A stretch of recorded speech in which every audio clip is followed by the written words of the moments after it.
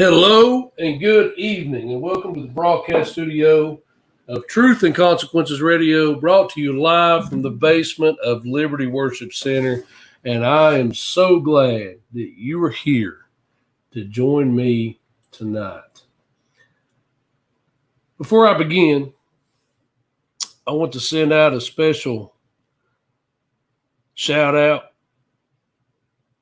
to some of my extended family. Cousins, uncles, friends. For those of you who weren't aware of this, tragically, my first cousin, 42 years of age, lost her life this past week. And tomorrow, she will be laid to rest and given to the care of a loving father. And today, I was down at the visitation. And about a week or so ago, my sister had posted a very, very nice, very sombering post on Facebook. And you got to understand, Jamie, which is my cousin's name, and Angie both were more the same age. I was always a little older. I was the older brother, the older cousin. In my eyes, they were just little brats that got in my way. But it brought my mind back to some good times, some times of growing up on the farm, chasing milk cows around, gathering eggs, picking blackberries, and, just doing kids stuff that you do on a farm. And it's brought me to a thought. We may be sad here, but there is a reunion going on in heaven. And that is something I'm very thankful for. So regardless of what a person's life may appear as, no one knows but their maker what goes through their mind and heart the last moments that they're here on earth. And I want you to remember, if you're listening out there, if you don't have Jesus and someone passes away, whatever the last words you said to that person will be the last words you will have ever said to that person. So make it count. And I'm here tonight, special Monday night. Well, Monday night's our regular time, but we delayed about an hour. I was busy working with technology. And, if you've watched this show any amount of time, you have come to know that me and technology tend to duke it out quite often. But praise God, the good guy won again. So I now have two screens. And if you see me doing this, that's because I'm looking at two different screens. But I got a few things that I want to bring up and talk about tonight. And the first thing is we can't get this out of our hair, so we've got to bring it up. This is the COVID-19 thing. Some folks, I don't expect this to end in this year. We're already, we went through the end of last school year. Now we're going into this school year. They're already talking about delaying things. They're already talking about changing things. They've already postponed, from my understanding, high school football to at least the end of August. And I'm going to hold my contention to this. We are shutting down the whole world, and we still don't know much about what's going on. We still have no clue. Oh, sorry, I messed up here. Hang on. I've started myself. Stop. We're going to have a big blow up. All right. We averted disaster there. But we still don't seem to have enough information about this to be making all these decisions. You know, when I have traced this back, and it's my opinion that we knew more about H1N1 than we do about this COVID-19, and we didn't do all this.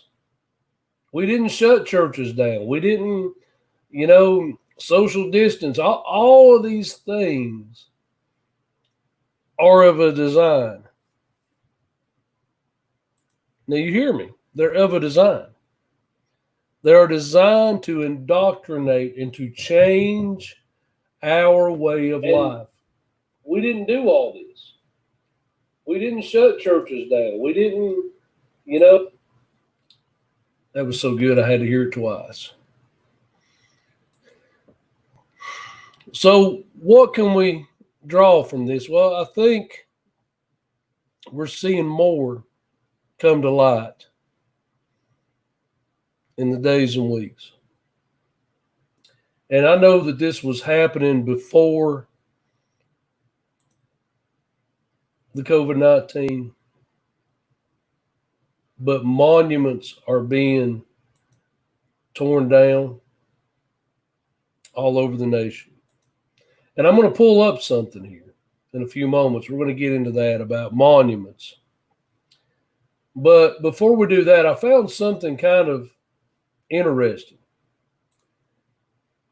It comes from the World Health Organization. Now, I want you guys to get this, and I want you to read between the lines as I go through this article, okay? Just so.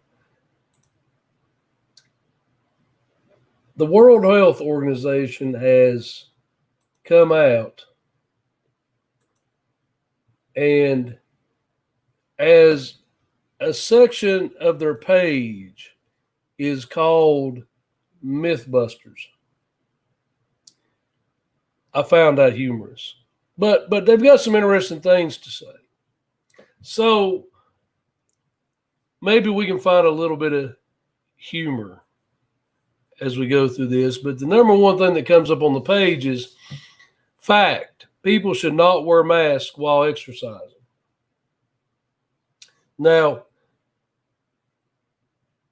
it says people should not wear masks when exercising as masks may reduce the ability to breathe comfortably. Duh. Sweat can make the mask wet more quickly, which makes it difficult to breathe and promotes the growth of microorganisms. The important preventative measure during exercise is maintain physical distance of at least 1 meter from others. I wonder if that applies to these people working in these hot factories, having to put these masks on. I was going in and out of a ConAgra, which, they make a lot of, they make sloppy joes, can a lot of vegetables and stuff, different brands, ketchup. Every worker in this factory walking around with a mask on, uncomfortable. You could see them when they could get out to the outside of the building to the designated area, they would take the mask off and just stand there and breathe. And I don't blame them. But did you catch that? It said it. Now, this wasn't a separate article. It said, oh, well, masks can grow microorganisms just when it's exercise. I'm here to tell you, folks, if you're wearing the same mask day in and day out, you're growing stuff in that mask that you're breathing back into your body. Just something to think about. Hello, Terry Love, and hello, Teresa Nelson. Hello, Arlene Norris. Thank you for joining us. So we get on to this. Now, this is where we've come to in society that they had to post this. The likelihood of shoes spreading COVID-19 is very low. So I'm just going to go ahead and add this out as a side of caution. Don't go around sniffing other people's shoes, okay? It's dangerous. You can get sick from that. Coronavirus disease is caused by a virus, not by bacteria. That's not interesting at all. Scroll down.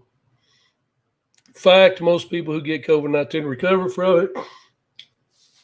unless you live in New York City. If you die in New York City, or if you've died in the last few months, you died of COVID-19. I don't care if you came into the ER and have been impaled with a bar of steel right between your eyes. You died of COVID-19.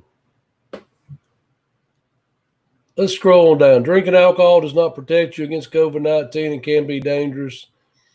But that's kind of weird, considering that a lot of states have lifted the restriction. Now they'll allow you to deliver liquor to your house. They must not have got that memo. Thermal scanners cannot detect COVID-19. Can I tell you guys something? Neither can thermometers, obviously, because they keep pounding this idea. You go in and out of places. If you've been through one of these COVID-19 check stations, my hat's off to the poor workers who have to stand out there dressed like they're about to go into surgery and scan everyone's forehead for a temperature. But they have repeated time and time again that you don't have to have a temperature to spread this thing. So I don't know what good taking people's temperature is doing. There are currently no drugs licensed for the treatment or prevention of COVID-19. There's no drugs licensed that prevent the cold either or cure it. That the common cold comes from a branch of the coronavirus. Two viruses come to play, the rhinovirus and the coronavirus. Now, COVID-19 is not the same thing as a cold, but it's out of the same family. We've never cured the common cold. And these people keep telling us if we'll just live like hobbits and not go to work and stay in our house and limit contact with the people that we love and don't talk to anyone, don't look at anyone, put a covering over your face, that they're going to find a cure. But my entire life, they have not found a cure to the common cold. So I'm not holding my breath on this one, guys. I never heard this. Adding pepper to your soup or other meals does not prevent or cure COVID-19. I think the guy was just bored with something to write. Has anyone out there heard that? Has anyone had the thought that pepper somehow in your food would prevent a disease? I know one thing, if it was garlic, me and my wife would never get sick because we like garlic. There ain't no vampires biting this neck. Here's another one, and this must have been said by someone. COVID-19 is not transmitted through houseflies. Well, hallelujah. We can all rest easy now knowing that bit of information. Houseflies do not carry COVID-19. And here's one. This is the one I can't help but chuckle a little bit just reading this. It says, now this they had to put this on the website. Spraying and introducing bleach or other disinfectant into your body will not protect you against COVID-19 and can be dangerous. Can be dangerous. Didn't say it would be. It said it could be dangerous. Let's read a little farther. It says, do not under any circumstances spray or introduce bleach or any other disinfectant into your body. These substances can be poisonous if ingested and cause irritation and damage to your skin and eyes.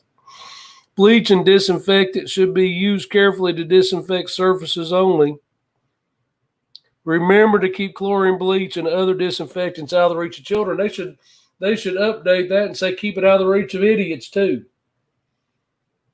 Who in the world ever thought that was a good idea? I mean, there was a few people injected themselves and tried to blame Donald Trump, and I don't doubt if the truth comes out, some of them didn't do it on purpose to get to blame Trump for something else. Here's another one. Drinking methanol, ethanol, or bleach does not prevent or cure COVID-19 and can be extremely dangerous for the same reasons I just read.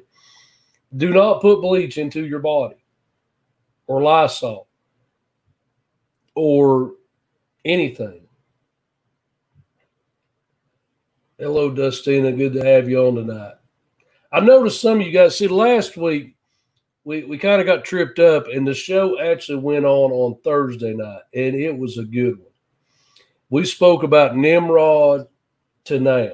So from the days of Nimrod and followed the trail all the way to now. Now, my guest, Brother Jason Sullivan from down in Athens, will be back on with me again Thursday night because we got into so much information that we couldn't finish it all. So we're going to pick up where we left off this coming Thursday. So don't miss it. And, of course, if you didn't get to see it, the title of the video is From Nimrod to Now. So either on Facebook or YouTube, either one, the video is available there. You can go back and watch the whole episode. But you'll want to see this because it will really open your eyes to how much Nimrod is in this society. So that'll be Thursday night at 8 p.m. And Terry Lovin, I hate to tell you this, a fruitcake didn't write this. The World Health Organization did. The people that are advising us how to live. That's just where we're at in life. I wish I could say this was a satirical article, but it's not. You can go look it up right now, worldhealthorganization.org, and look under a tab called Mythbusters and read along with me. Here we go. 5G mobile networks do not spread COVID-19. Now, I'm going to do something about 5G. We touched on that a couple of months ago when Brother Bill Beam was on with me. 5G in itself, that type of radiation, from what I understand, cannot penetrate your skin. That's not the dangerous part. Let's not get off on a rabbit trail here. And I know what it's saying that you know, they looked at when they turned on 5G and the cases, and I get it. There's something weird there. But here's the thing. It's not the radiation from the cell phone towers that's going to get us with this 5G. It's all the new technology that they're introducing, the AI and other things that are going to get us, that it needs 5G to run. And, of course, baking ourselves with microwaves isn't good either. But they say that's not harmful. I don't know. Every microwave oven I've ever had a door on it. It wouldn't run if the door was open.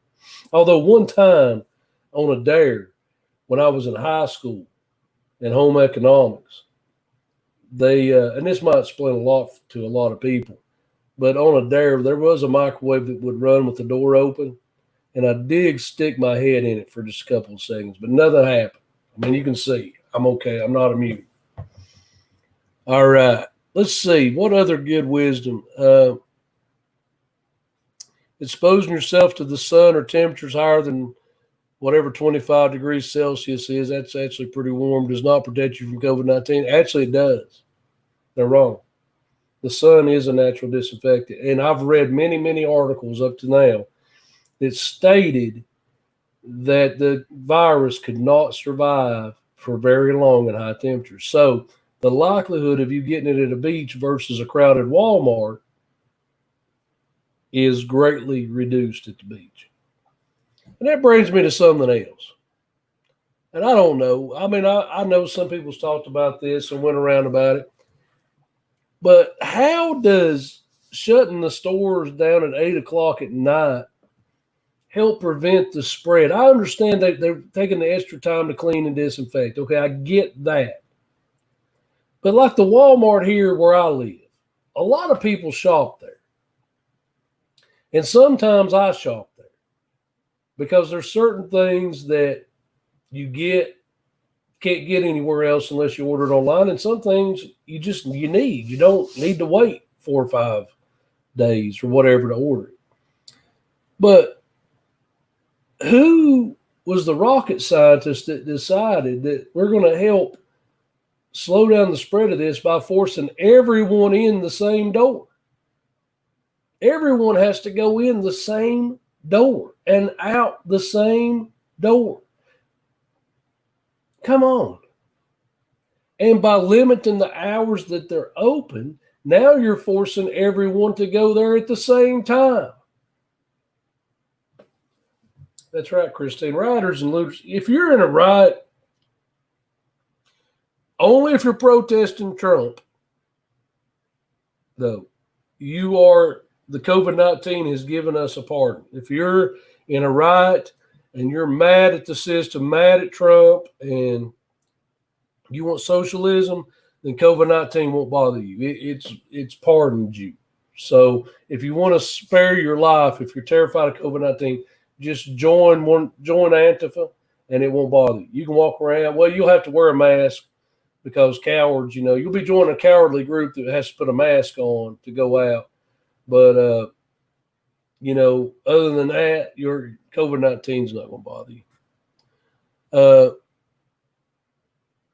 I don't get where this one comes from. In fact, being able to hold your breath for 10 seconds or more without coughing or feeling discomfort do not mean you're free from COVID-19. That must be some kind of myth that got started, or I don't know. It might actually be true. I don't trust these guys. I'm just reading what they put. The COVID-19 virus can spread in hot and humid climates. Cold weather and snow cannot kill the COVID-19 virus. I take issue with that. Do you guys want to know why more people get sick in the wintertime? I'm going to expose some truth right now for you. You check me out. You look this up. Viruses grow and multiply within a certain temperature range and under certain conditions. You want to prevent the spread, and I started to do something about this way back when it started, but I guess I'm going to cover it now.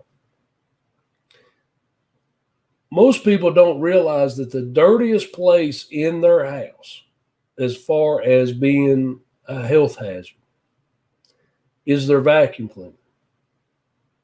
Because they suck everything up into it, and then it's warm, and then they park it in a dark closet usually.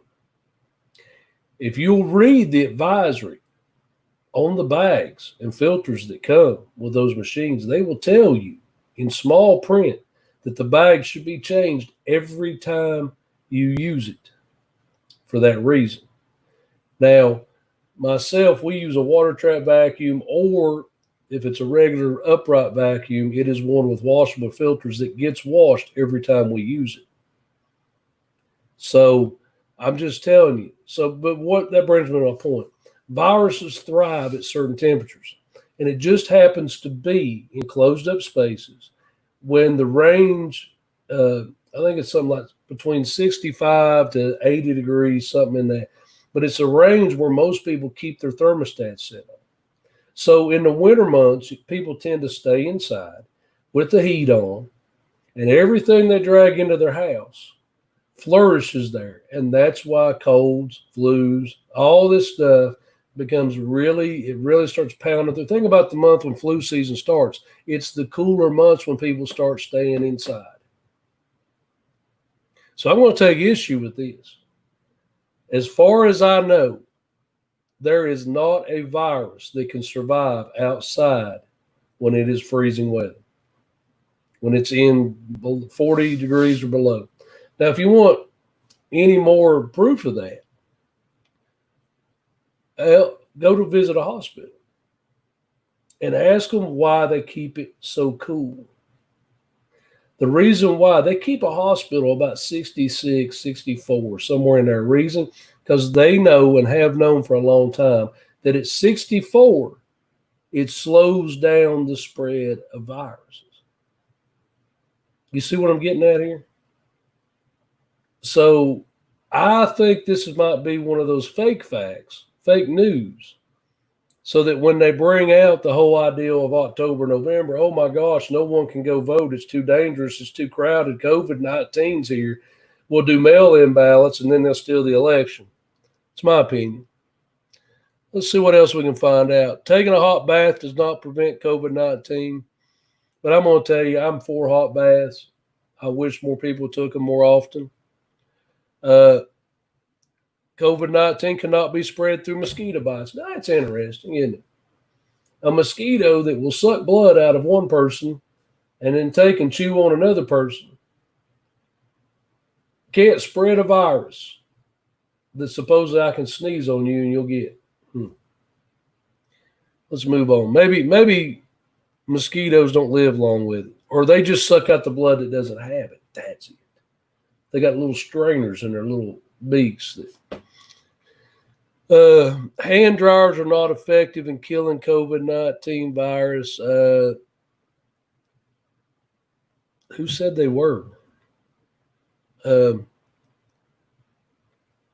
UV lamps should not be used to disinfect hands or others because scare and damage your eyes. Clean your eyes with alcohol-based center. Well, UV lamps have been used for a long time to kill viruses and bacteria. Now, you shouldn't bathe yourself in it, but if you've got, we've got a little air purifier at home that's got a UV light in it, and it does a real good job. Anyway, uh, here we go. Thermal scanners cannot detect COVID 19. We covered that. Vaccines against pneumonia do not protect against COVID 19. Rinsing your nose out doesn't. Eating garlic. I don't know that they got enough evidence to put this one. Eating garlic does not prevent COVID 19. Garlic is a natural antibiotic, and I know antibiotics don't work on viruses, but garlic seems to be very healthy for you. And something I don't see in all this? They're not telling anyone to take any kind of immune builders. They're not advising anyone to take vitamin C or any of the other minerals and supplements and natural things, natural farm raised honey, things that boost your immune system naturally.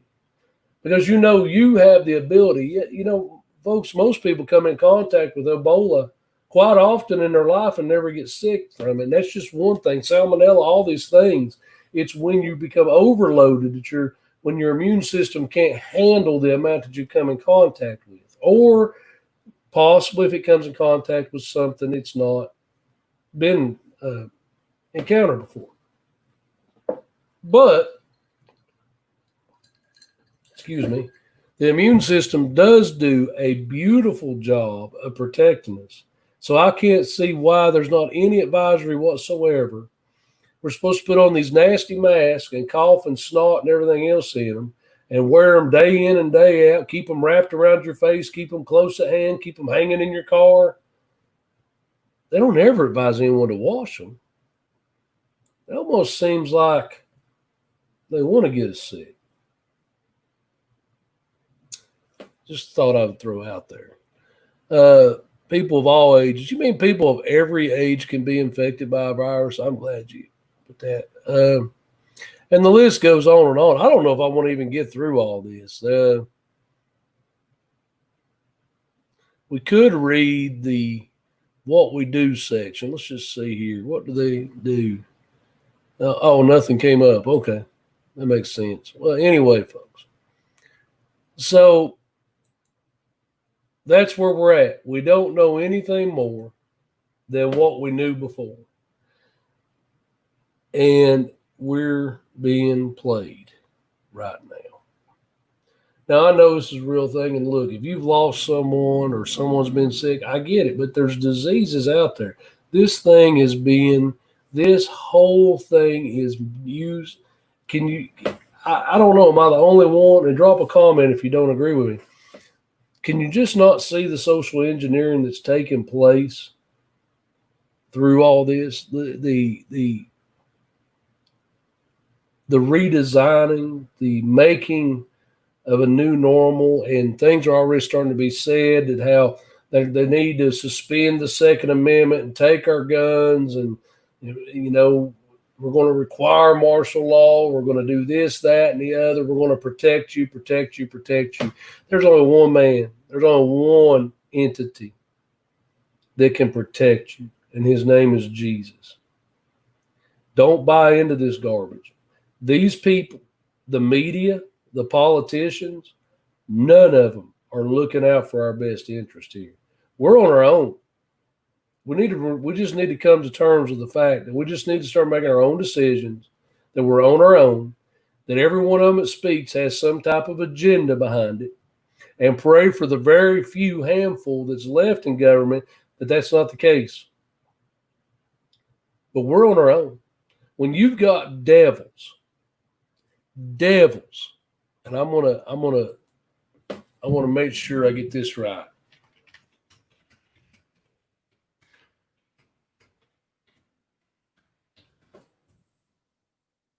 Ralph Northam. When you have devils, you guys want to see what a devil looks like? Here, I'll put a devil up for you.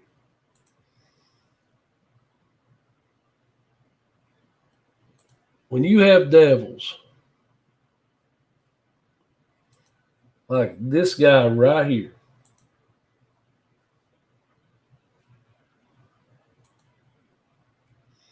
that guy holding office who would come out and would publicly state that he thinks babies should be able to be aborted after they're born. And there's already some that are going after as old as 3 to 5 years of age that you can abort them, which is murder. When you have devils like this, and he's a devil, and I don't care. Somebody tell him. Matter of fact, get that rat on the line with me right now. I'll bring him on. You got an open invitation. I doubt he will ever see this. But if he is, you're a devil. Ralph.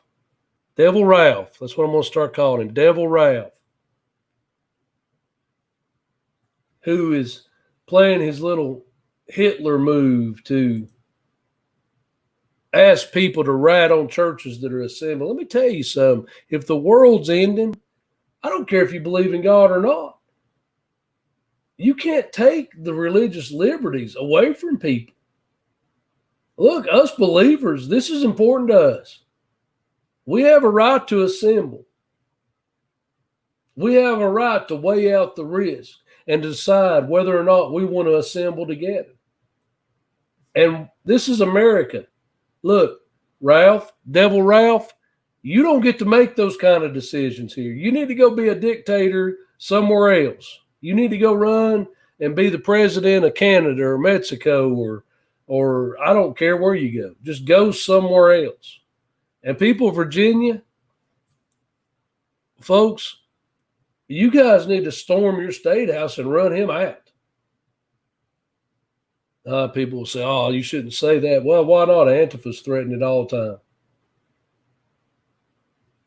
He's a devil. Put him up here again, just so everyone knows who I'm talking about. Ralph Northam, the governor of Virginia, is a full-fledged 100%, no, 1,001% devil. And I don't really care who hears it. Mainly because I don't live in Virginia.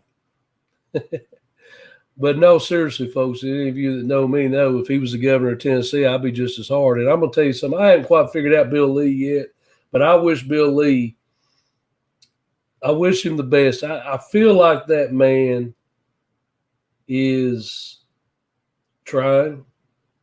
I do. But he's probably got opposition. I know here in the local government, there's a few people that took a stand for churches, and they have come under a lot of heavy fire and pressure. And I'll agree with you. Who is without sin cast the first stone? Well, let me tell you something. Romans chapter 16 also says, mark those who stir up dissension amongst the brethren. And I'm not judging him, but he's a devil. Because he's coming after your rights as a Christian if you are.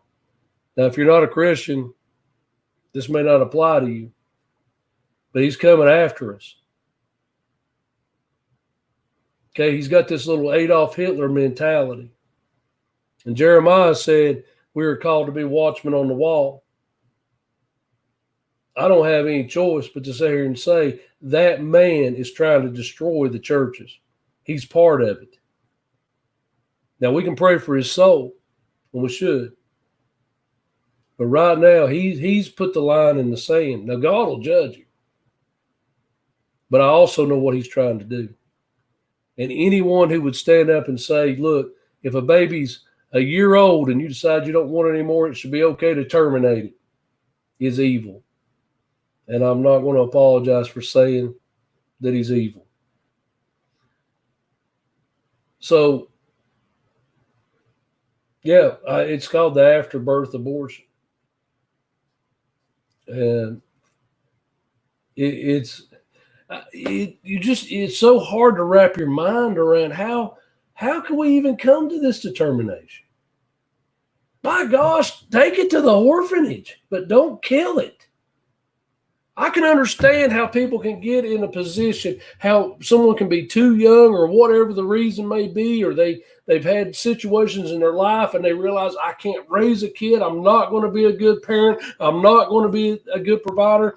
But when you won't put up with someone You won't put up with someone dragging a puppy out in the street and running over it with a car because that's animal cruelty. But you're going to tell me that we're going to be okay to just kill our 1-year-olds, our 2-year-olds, our 5-year-olds? And that's the side those stinking Democrats are on. Every one of them in that socialist agenda. You go look and see what Adolf Hitler did, what Adolf Hitler said. Go read Mein Kampf. Go read the Communist Manifesto.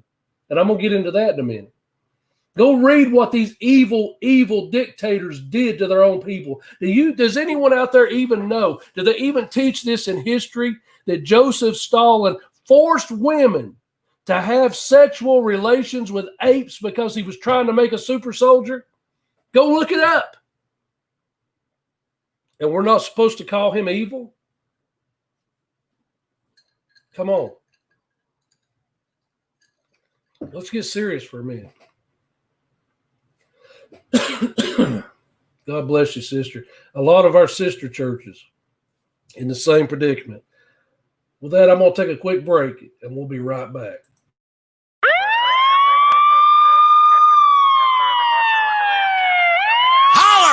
If you hear me!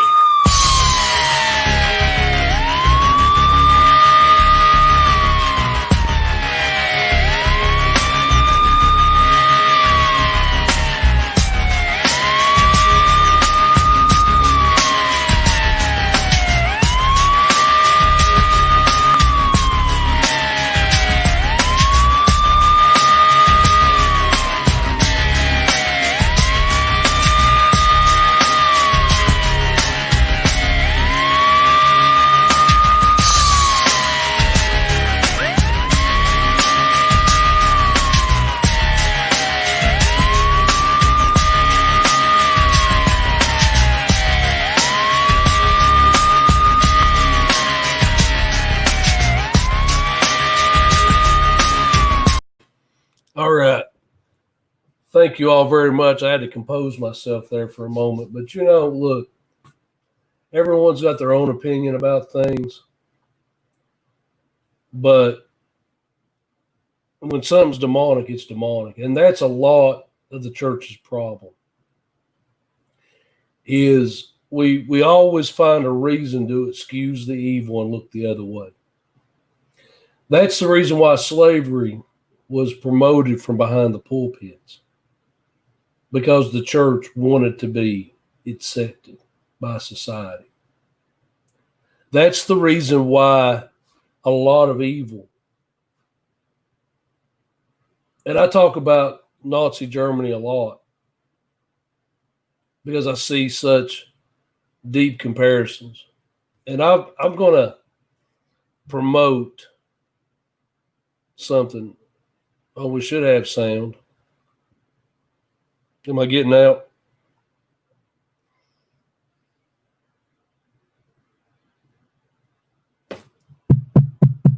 Hello.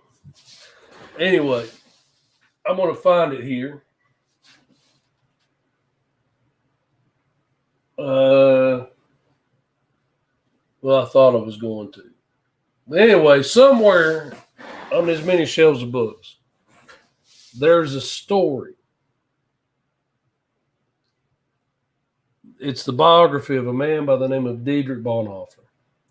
And he was a Lutheran minister in Germany during the time when the Nazi Party took over. Read that, folks. It'll open your eyes. And it wasn't written in modern times because Bonhoeffer died way years ago. If you want to see what's behind these devils, like this guy right here,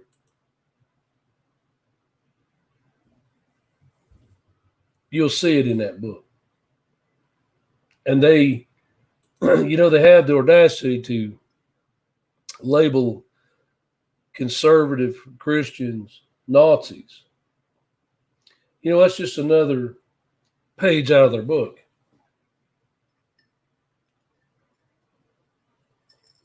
Because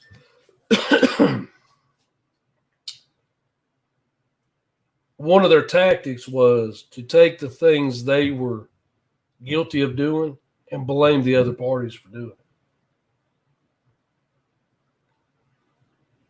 Sound familiar?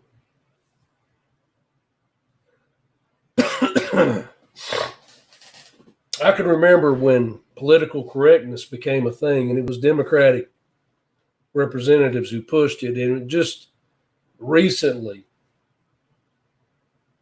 they came out and made statements saying that white conservatives started calling black people African Americans because we didn't like the fact they were Americans. They started that. See, they accuse us of what they're guilty of doing.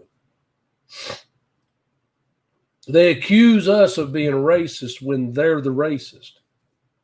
Margaret Sanger quoted as saying, Planned Parenthood would help greatly in diminishing the Negro population in the United States. Hillary Clinton has quoted her many times as being one of her heroes and people she follows. See, the trail just keeps going on and on.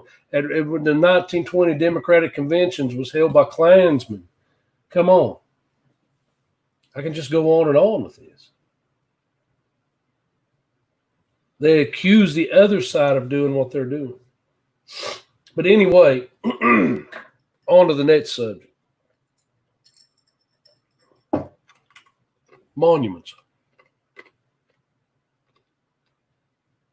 Once again, I want to refer to the Communist Manifesto. And I want to see if I can find it here. I want to put it on the screen.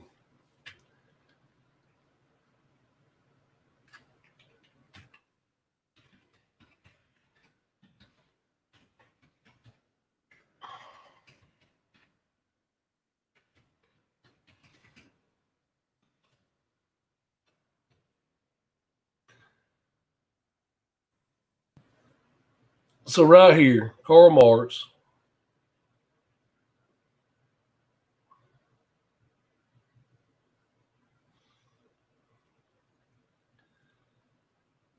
I may not be able to find it right away. But anyway, I can give you the gist of it. One of the ways that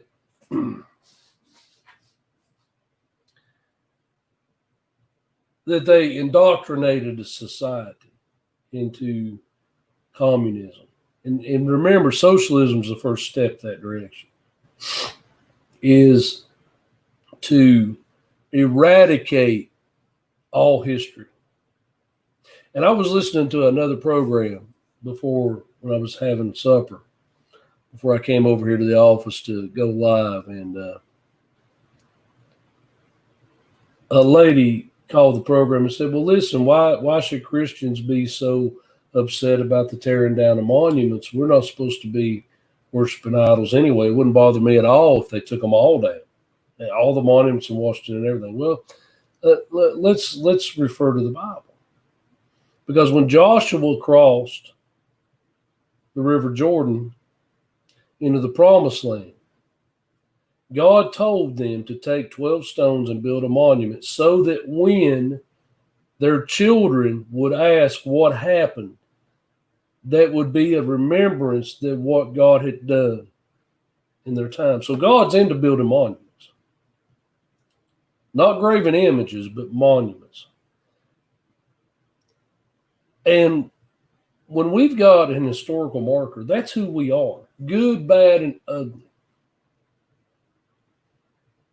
You gotta understand that. It's not just because you have a monument up doesn't mean you promote what happened. It is a memorial to what happened. It's a memorial as a way of remembering what took place. That there was a civil war. That there was a Confederate States against the Union Army. That men fought and died for a reason. What was the reason? Well, when we see these monuments, and when our children come up, when our children are born, and then they see these things, we can tell them because we've been told why they're there. Something the Bible said. God didn't tell them to build a 12-stone monument to go worship. He told them to build a monument so that they would remember for generations to come, excuse me, what had taken place. And as Christians, we have monuments. And I understand, the Civil War, one of the biggest parts of it was slavery, but there was other reasons it was fought. But there were people on both sides who didn't necessarily agree with their side. General Robert F. Lee, for example, did not want the Union to be broke up, but he more so hated the idea of having to fight against his home state of Virginia. So he joined the Southern Army. He was also the first person documented in public, the first white person to openly pray in a church with a black man at an altar at a time when the black people were not even allowed to come downstairs from the second level. You check your history. But just like in our own lives, we build monuments as we go. We may not be physical monuments, but we have these little memory markers of things. There's things that affect our lives. There's things that we remember as we travel through life that become important to us. That's why we take photographs and take little keepsakes. I've got a couple or actually several Father's Day cards that my children have given me through the years, and I put those away. And I like to go back and open them up. We have pastor appreciation once a year, and I've kept everything that the church has ever given me. And matter of fact, I've got one of the pens right here. I use it all the time from, maybe 3 or 4 years ago. It means a lot to me. I don't use it enough to wear it out or even refill the ink, but I do use it at times, especially when I really feel God speaking to me about a message. I grab this pen, and it just says, "We always thank God and pray for you." And that means this is a monument in my life. It means something to me. And see, if someone was to come in to your life and eradicate every photo, every piece of memorabilia you had, every card, every birthday picture, every photo album, and just deleted it, you would lose your identity in it. Now, think about that. What is the agenda here in America? They're stripping our history. It has nothing to do with right or wrong. It has to do with stripping our history so that we can rear up a generation that will not know what it means to even be an American. And at the same time that they do that, they can eradicate or erode our freedoms little by little until they get what they want. And what do they want? They want the elite on top and the rest of us being slaves. And I've said this before, and I'm going to say it again. The Holy Spirit spoke to me clearly one day in the store. I was walking through and I saw well-meaning, good people with wearing masks, doing what they thought was right, I'm sure. The Holy Spirit spoke to me and said, that's a sign of submission. And I believe that's what it is. Because I'm not going to put old Demon Ralph back on the screen. I've shown him enough. But he's so avid that people wear masks, and I've not seen him give one interview yet myself where he had a mask on. Have you? Bet you think. See, they amass all the wealth, and we all become peons. We become Venezuelan. We become totally dependent. Communism is a religion. That's why it doesn't tolerate any other religions being a part of it. One of the first things that they do is they get rid of all religious institutions. Why? Because they want people to look at the government, at the communist government, as being the savior, the God of them. So, folks, it's just not hard to figure out. Dab a little common sense into it and start looking around. And you begin to realize real quickly exactly what's going on. That's right, Brother John. Steal, kill, and destroy. And that's what's happening right now. That's what's happening in America. It's happening in the world. There is a new world order that they want so bad. But we can go to the book of Daniel and we can read and we can find out that they can try and try. But folks, I'm here to break the news to you. There will never be a new world order established. I'm going to say that again. There will not be a new world order established. You may say, well, what are you talking about, brother? Well, this is what I'm talking about. When Daniel saw that kingdom, it was mixed with brass and clay, or iron and clay. It was never put together. It never meshed. And you find out that the Antichrist will fight for 3.5 years. He'll have perfect peace. But he won't bring the whole world under his rule. He'll just make peace with the whole world. And then he'll begin to push to become king. And nations will start pushing back. That's why you see in the Bible that it comes to a point to where he's going to destroy Israel, and Gog and Magog, which in modern day times is China and Russia, break out into war against him. And it becomes a bloody war. But the New World Order is not going to happen. It's going to be tried. It's going to be promoted. It's going to be taught as being the right thing and the right ideal, but it's not going to happen. And if you look at the end of Daniel's prophecy, you see real fast that what Daniel saw, what the king saw in that was a great stone, a fiery stone, came from heaven and struck that statue in the foot and broke it all to pieces. And we know who that chief cornerstone is. It's Jesus Christ. He is the chief cornerstone. That's the rock that Daniel saw that destroyed the entire image. So whatever man builds, whatever man plots, whatever the elite decide they want to do, it's all coming to an end. And we win. Those of us that are called by his name, we win this thing. And that's something we can take solitude in.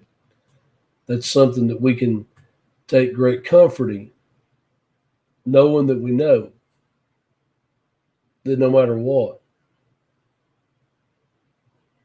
God wins. That's right, Christine. First the mask, then the burqa. Amen. So let's go through some of the comments now.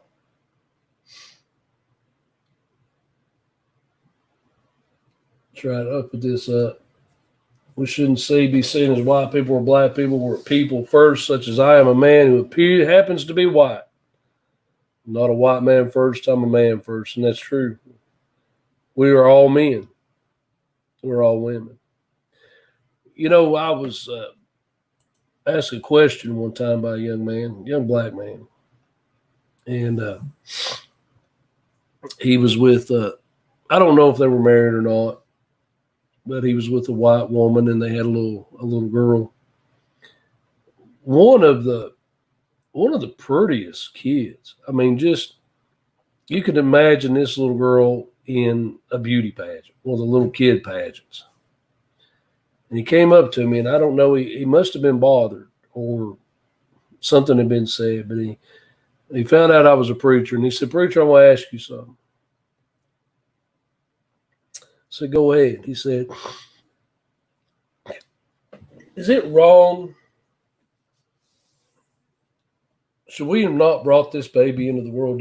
Was it a sin for us to make this child?" And the only thing I can answer, and the Holy Spirit quickened me to a verse of scripture in Genesis that says that everything reproduces after its own kind.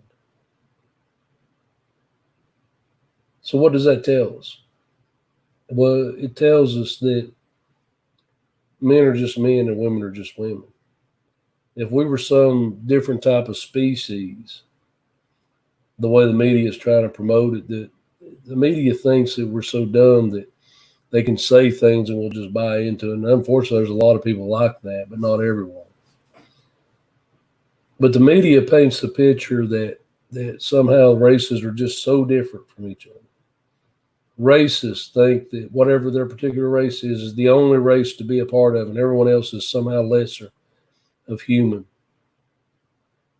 But you can take a man and a woman of any two races in this world, they can produce a child. And that, my friends, tells me that God don't see any difference in us. And that's exactly right. You know, and that's something Brother John brings up a good point here. If we as Christians sit idle, we will be the reason this agenda succeeds. God has given us power over all the power of the enemy. We must stand up for our rights. We will lose them. That's exactly right. We need to stand up for our rights. And we also need to realize something. Now, I think one thing that could really empower people is the church needs to realize who the church is. We're the representative of Christ on this earth. And for a lot of people, we're the only Jesus they'll ever see. And it's because of us. It's because of the church that the New World Order hasn't even begun to take power, that the Antichrist hasn't even come into power. I'm going to bring some scripture up here.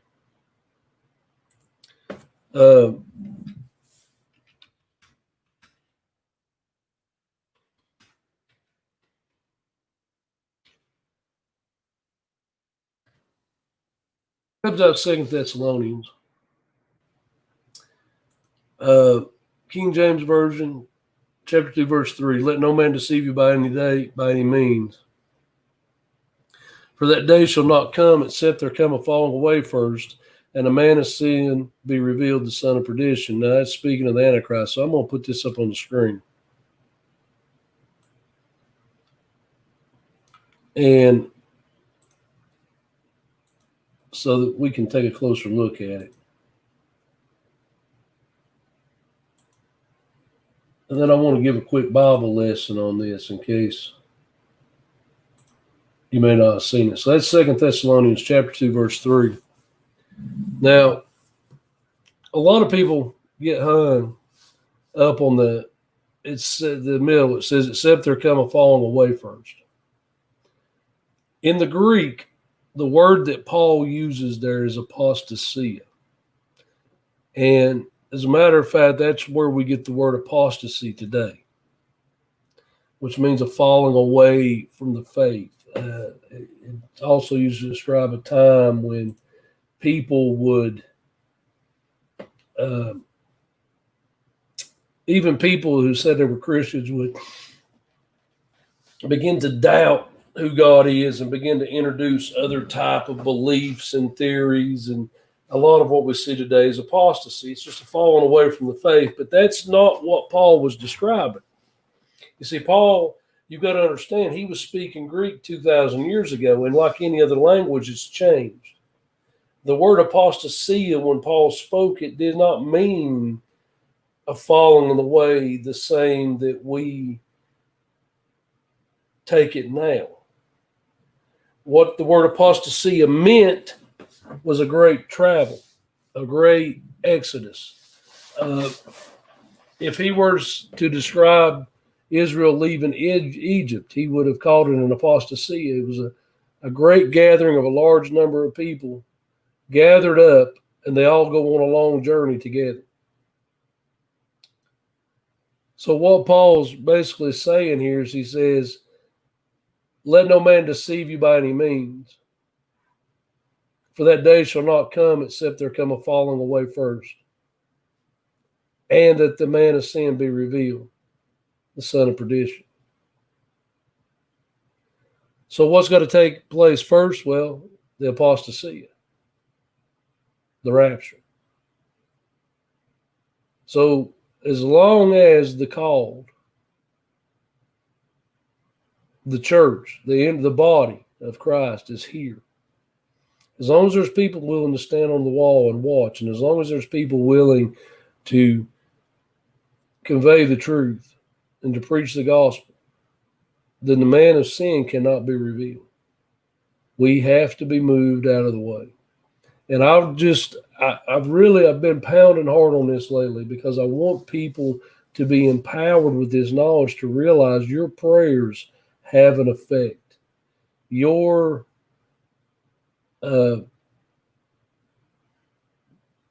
petitions to God have an effect. Your prayers for this country have an effect. A lot of us are powerless. Look, as much as I want to, there's nothing I can do to get Ralph Northam or anybody else out of office by myself.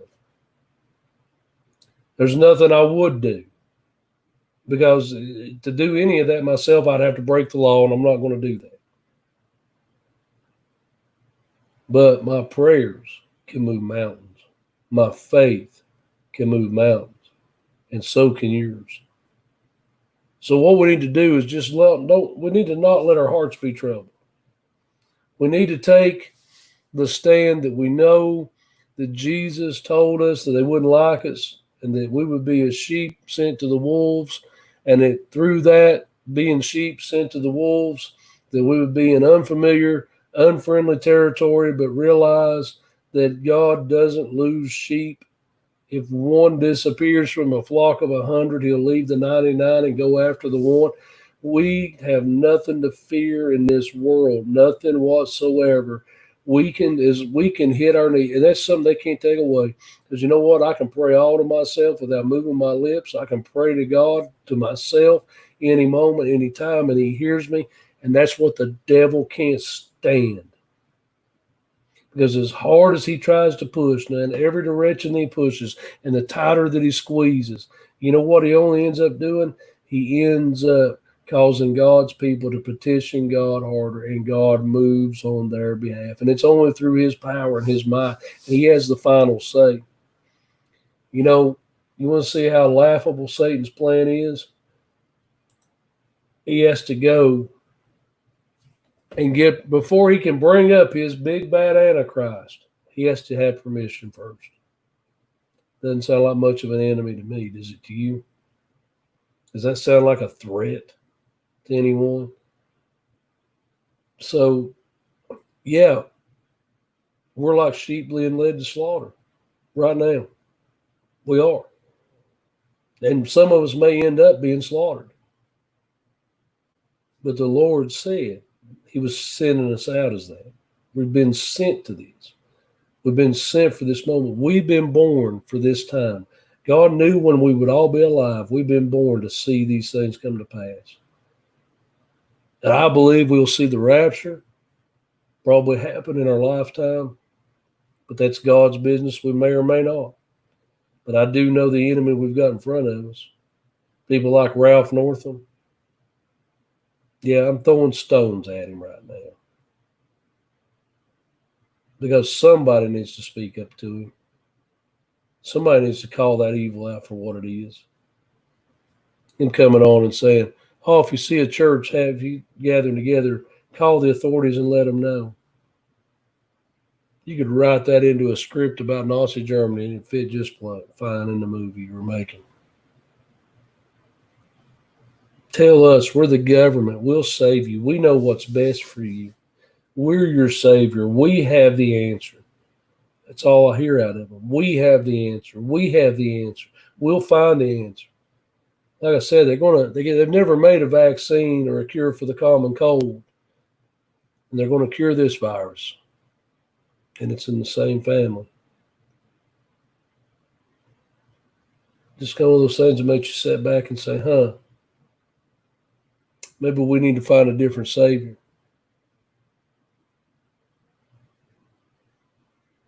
No, they thought they had this thing under control. And it's getting out of control again. In this county, a few weeks ago, we didn't have any cases of COVID-19 left. Then people went to Myrtle Beach and drug it back. Some of those people that went to the beach were some of the very ones screaming the loudest for the churches to close too. Now we got 85 again. And the government keeps saying, trust us, just do what we say. Fall in line with us. Forsake church. You don't need church. Church isn't essential. Worship your own God your own way, at home. And you see, part of that plot also is this. They know most people, and I've known this for as long as I've been a pastor and a minister.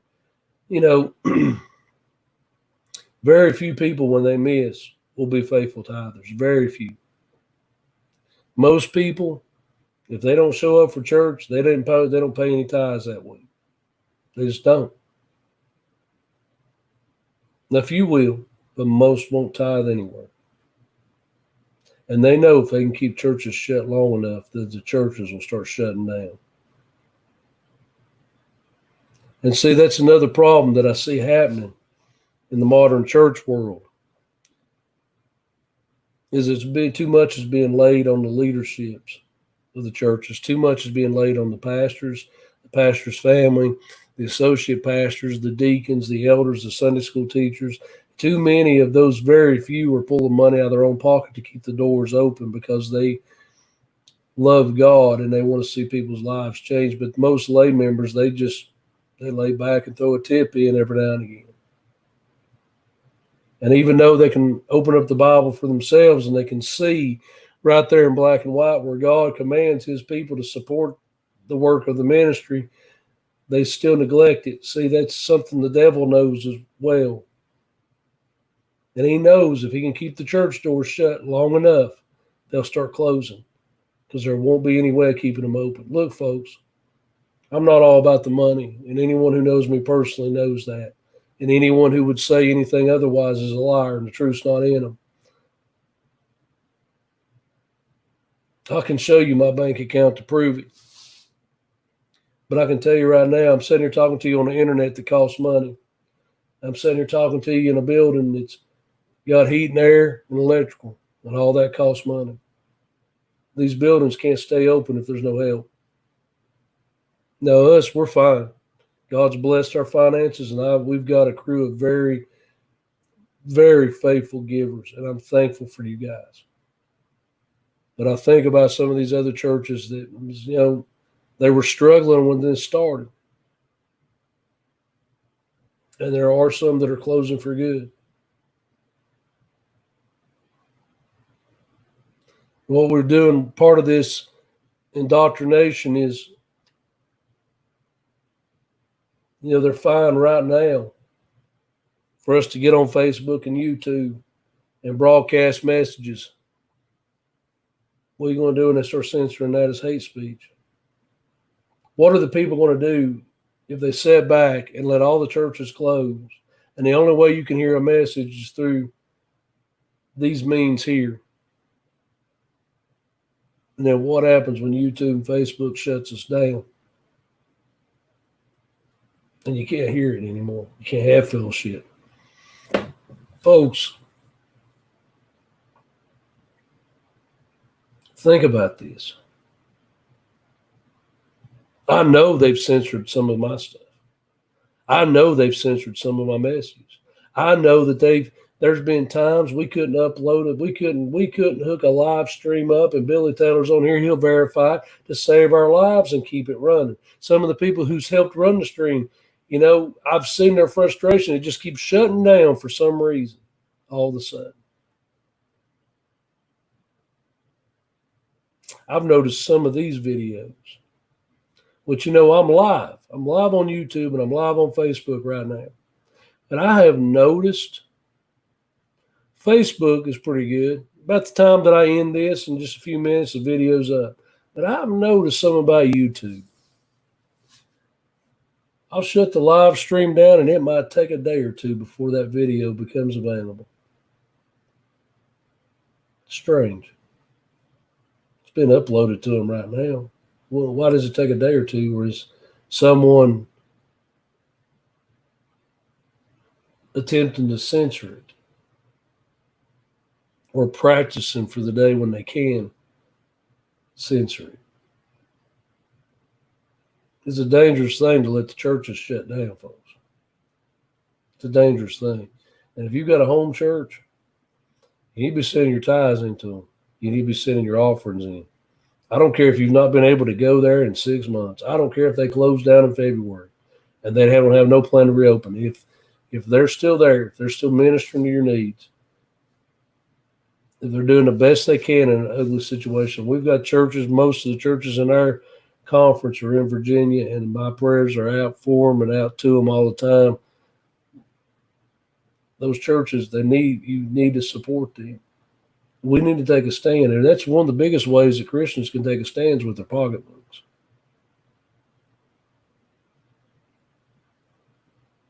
We spend a lot of money in the open market. Maybe we need to start looking at what we spend our money on and who we spend our money with. We have a lot more power than we realize in these situations. And if you guys will hang with me for just a quick minute, I'm going to take another quick break, and then we'll be back to wrap it up.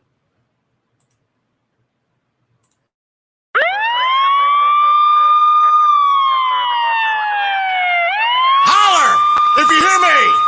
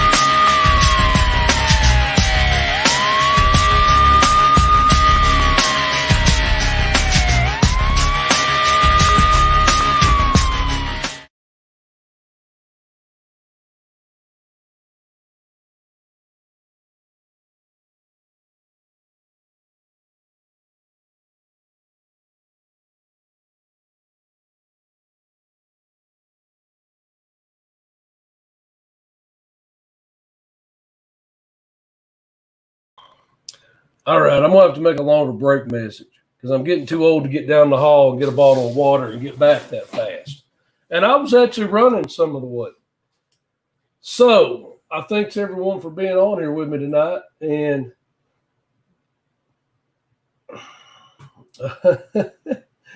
yes, Brother John. There's a brother that's been there, done that. It always amazed me that the congregation see the church as dead as the pastor's personal responsibility. Well, unfortunately, there was a lady made a statement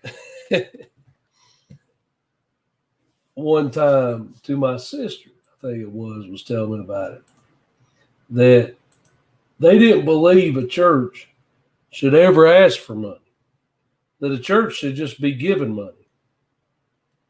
I don't know where that money's supposed to come from. But anyway, maybe some of them's got a money tree in their basement. What else we got? We've got a little bit of time here I want to spend with you guys, and then I've got to, unfortunately, lay someone to rest tomorrow, so I'm going to cut out of here a little early and prepare for that. I'm always looking for new ideals, and I appreciate you guys just coming on at different times and just listening to me ramble on. But I think it's important to try to stay to the forefront of some of these topics and things that are going on in the world. And I want to remind you again that Thursday night we'll be back on the subject of Nimrod. We'll begin that at 8 o'clock. If you didn't see last Thursday's, go back and watch it. That way you'll be up to pace with us, because you're going to be blown away by how interesting this is and how real that spirit of Nimrod is still in the world today. So it didn't die with him. The devil hadn't died yet.